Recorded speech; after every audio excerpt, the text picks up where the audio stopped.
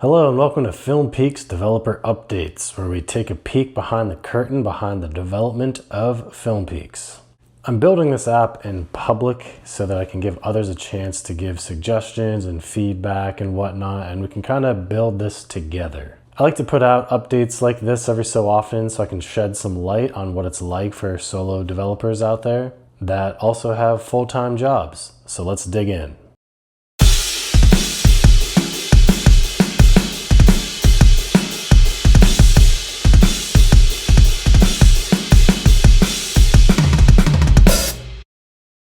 As a solo dev, I can maneuver much faster than the big guys out there, but it's also harder to pump out big features as much. Though it takes longer for these big features, I also don't have a PM behind my back telling me that I need to implement some PKIs and maintain the team's velocity.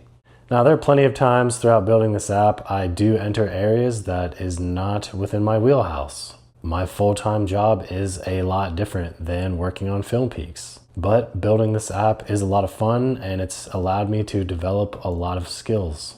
Again, it is another film review app. There are others out there, but I have decided to put my money where my mouth is and build a collection of movie reviews to go along with the app. So check the other reviews on this YouTube channel if you haven't already. I just really love a good story. I'm always on the lookout for that next thing to actually make me feel something. Let's reflect a little bit for a second. If you've watched any of the other developer updates, between then and now, I would like you to find me a big tech company that hasn't had major layoffs. It's like every day you hear the next AI feature that's going to take down another sector of jobs. It's just another day at the prompt factory, right?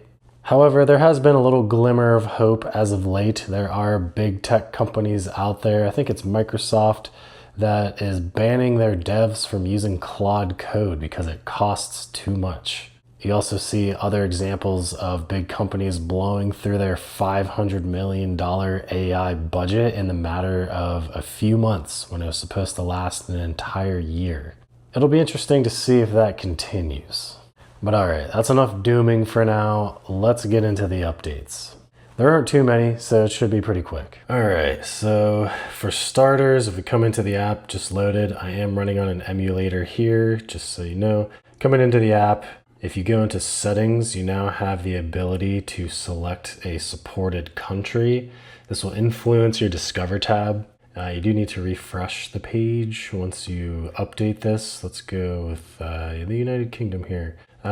I'll put in a way to refresh everything automatically here in a bit, but for now you have to refresh this. So once you refresh that, you should see some different movies and whatnot being influenced on solely your Discover page. That's all this is for, is just finding new things to watch and new things to review. All right, so I'm gonna set that back. The next thing, now if you are reviewing a show, and this is still a work in progress here, if you choose a show and you create a review, you now must select a specific season to review rather than the entire show. I don't think the FilmPeaks system fits for a per episode basis, but if enough people request that, I can add it in. For me personally, I do aim towards movies more often. It's just too often shows are canceled, they get dragged out, or there's too many filler episodes in between all the good stuff. It's just nice that movies are nice contained stories. So yeah, one additional step to adding a review here. But again, let me know if you really care about per episode basis reviews. We'll see. The third and more major update here is another push notification that I'm adding to the system. I've mentioned before that I'm taking it in baby steps here. I don't want to be like Facebook and be like, hey, you have a memory from 10 years ago today. Hey, this person has a birthday.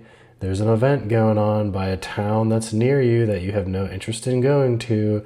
I don't want to pelt people with notifications yet anyway.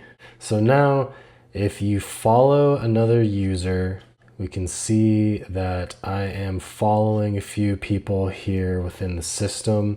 If any new person, well not new, but any person posts a new review, Now you will be notified if you follow them. So if you want to turn that off, again, we're keeping it simple and handling all notifications under this one umbrella. I'm on the emulator, so they're turned off by default here, just so you're aware. But you can turn them off here. I will make that more fine-grained controls in a future update, but we don't have that many notifications right now, so it's more, do you want to see them or do you not? Also in a future update, I will add a follow button on reviews themselves rather than having to go to a person's profile.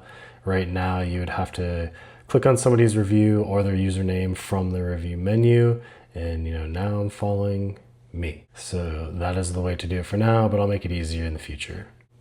But yeah, those are really the main updates this time. That was the ability to follow people that existed, but to get a push notification when somebody you follow creates a review. You have the ability to filter by country now. Another thing I will add in the future is a way to filter by services like Netflix and Hulu and all that kind of stuff. And also a way to review just by the show season rather than the overall show itself. I think that was a little too much, so we're taking it a little step back here. Yeah, I just wanted to toss out another update. Like I said, I try to do this like once a month at minimum. Sometimes things take a little longer, plus I'm making the YouTube reviews as well, so there's a couple things going on at once. It's tough out there. I'm sure everybody's feeling it. Committing to something that you're passionate about definitely helps.